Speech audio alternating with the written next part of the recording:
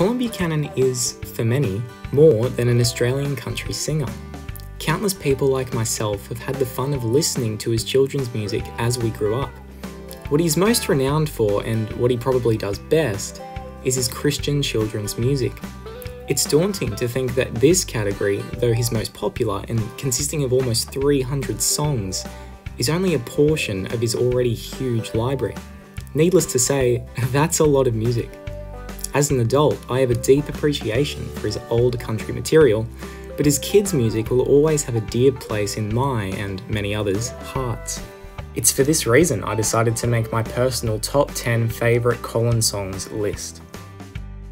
Narrowing down my favourites of Colin's was not easy. I think a top 50 is a more appropriate list for capturing just how good and diverse his music is. From memory verses straight out of the Bible to core biblical and doctrinal truths made understandable for kids, the man's a lyrical mastermind as much as a musical genius. God has done and will continue to do great works through him. As I struggled to put this list together, I placed some constraints to make the process easier. The two main rules I had in mind were, memory verses are excluded because they're kind of in a category of their own, and I didn't want to include title tracks, 1098, Jesus Rocks the World, Remember the Lord, because we all know them. They've had the spotlight, and besides, the list would probably be dominated by them. I will also disclaim up front that this top 10 will largely be dominated by pre-2008 Colin. There's no real reason for this. Obviously, this was the time period where I was a youngster, but even still, I do think Colin changed between his release of King of Christmas and Super Saviour. God Rock came out when I was 10, and I noticed at the time that Colin was different.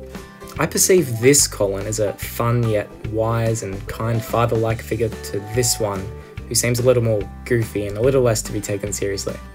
But maybe that's just me. Anyway, here's my top 10 Colin songs coming in left field.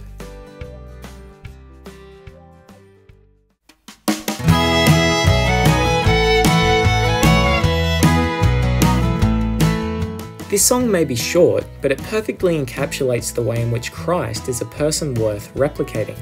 It comes across as more mature than the other songs from Practise Being Godly, speaking about Christ's humility and reliance on his Father and then his death on the cross. It's a bold prayer to the Father to conform to the likeness of his Son, and similarly to Emu Music's Consider Christ, allows for observation and reflection as to Jesus' earthly life. The violins take centre stage to convey a simple but memorable tune. Colin's voice is still quite young and has a tender timbre. I love this song and I wish more people rated it.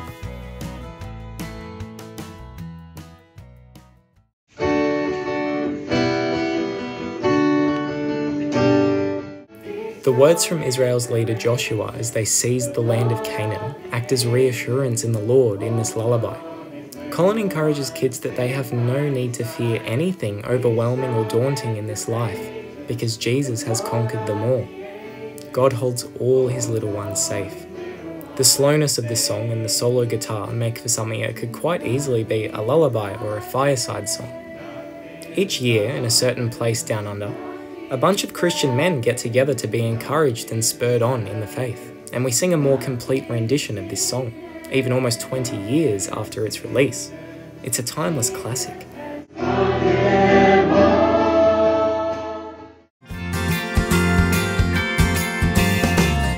One of the greatest Christmas albums ever made had to earn at least one slot on this list, and I personally enjoy Happy Happy Day more than any other song on that cracking track list. The instruments used throughout the album are a step above what Colin had been at this point. The game that was raised by 1098 and Jesus Rocks the World was raised again by King of Christmas. We've got the traditional rock from 1098, the brass from Jesus Rocks the World, and new bells and synths to insulate a fresh Christmas atmosphere. But the music alone isn't what makes this song so great. Colin talks about the true meaning of Christmas and why it's such a happy day for those who trust in Jesus.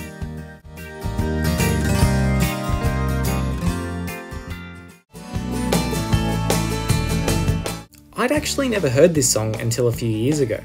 Although the 1098 DVD was all I watched as a toddler, I never owned the CD. And this song isn't in the movie. Even still, it's earned a spot on this list, and it's managed it without a shred of nostalgia. This is potentially the most Australian one of Colin's Christian songs. The instrumental halfway is sweet, The instruments blend wonderfully, and it's one of the only songs to feature a banjo.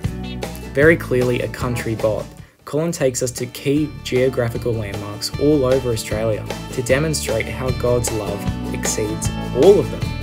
It's surprisingly effective to see that these grand parts of creation are outdone by their Maker in every way. God's love is warmer, older, and deeper than anything the outback can throw at us. What assurance that gives!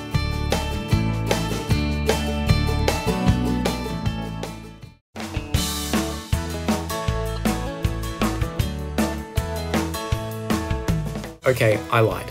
One title track made it onto this list. And for good reason. Follow the Saviour was what 1098 quickly became, Colin's most iconic song. It popped off no matter what concert it was played at, because it's an excellent opening for welcoming people from all Aussie towns, home to a range of Christian families and contexts. It's an encouragement and a call to drop everything and follow Jesus. And, as I've mentioned, I love the country tropes. The fiddle, it gets me. There's not a whole lot else I need to say. It's a banger, let's move on.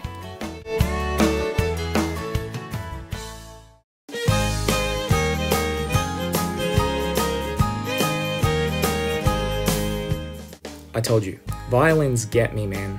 What should be quite a sad tune in its instrumental is uplifted to be a wonderful joy by the melody.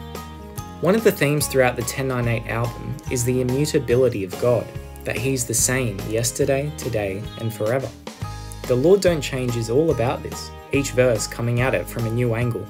God sticking with His stiff-necked nation, how our feelings don't affect or change God's love, and how God's very character is unchangeable. I love the final chorus. Kingdoms rise and kingdoms fall. He wisely, wonderfully holds them all.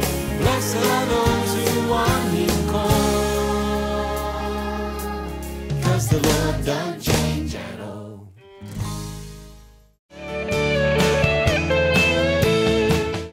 I know The Greatest Treasure argues a similar message, but The Things of the Lord is just a better song. This song is a gut punch for anyone living in the West. The melancholic melody, the keyboards especially, make for a soft rock banger. With strong Ecclesiastes-like imagery, this song defines the essence of materialism and why it's a useless thing to pursue the things of this world. Whether it's that shiny bike you purchased at Engadine Cycles, or the skis you found for council pickup, they will, sometime, turn to dust. The things of this world will never satisfy, nor will they last. After all, when God's people go to be with Him in heaven, the things of this world won't count for anything, for the old order of things will have passed away.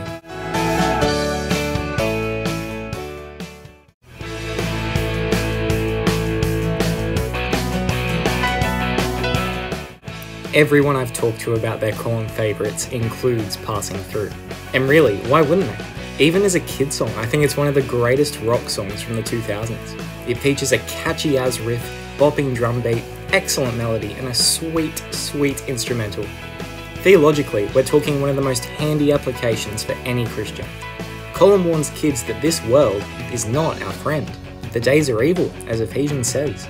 We must fix our eyes on Jesus, stay close to Him on our bumpy ride through this world. God's children are passing through this world to get home.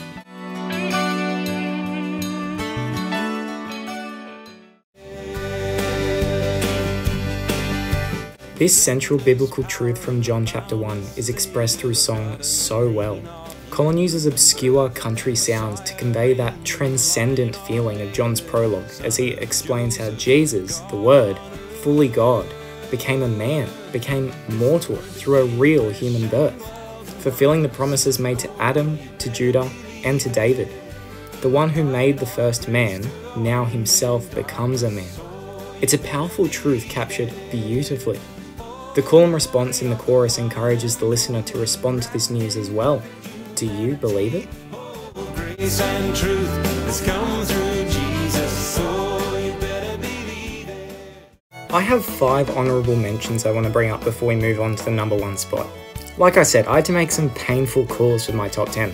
The constraints from before still apply for these honourable mentions. A really catchy yet simple bop. It talks about living the life God gave us for His glory and has a nice layered final chorus.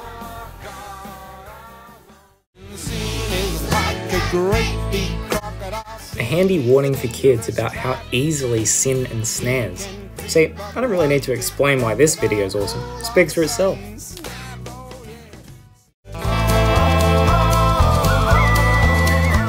The story of the Magi coming to visit Jesus as a child according to Matthew's Gospel. The tone is mysterious and powerful. I really like it. Interestingly, Colin actually re-recorded this recently because of a mistake he made. Comment down below what you think it might be. Again, a stupidly catchy bop, this one recounting the ways in which God has blessed His people throughout salvation history.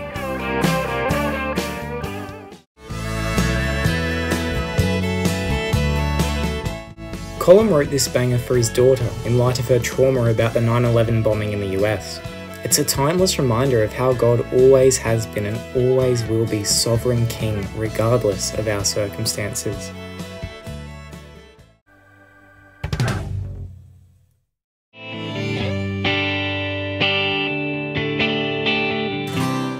There is no chance any other song could have taken this spot for me. Jesus is Lord is not only my favourite Colin song, it might as well be my favourite Christian song generally.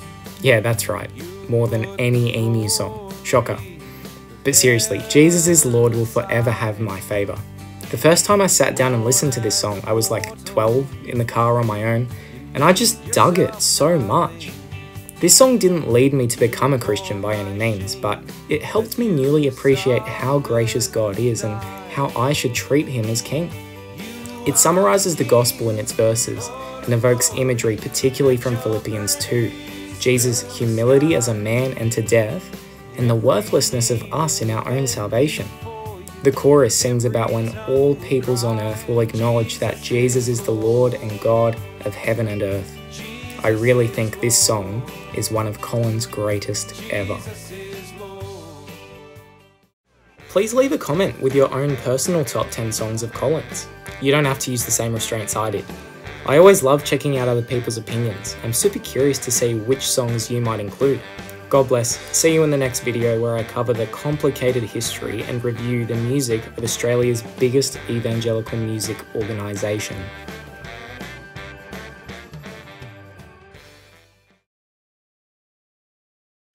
She's a beauty. I'll take my hat off to this one.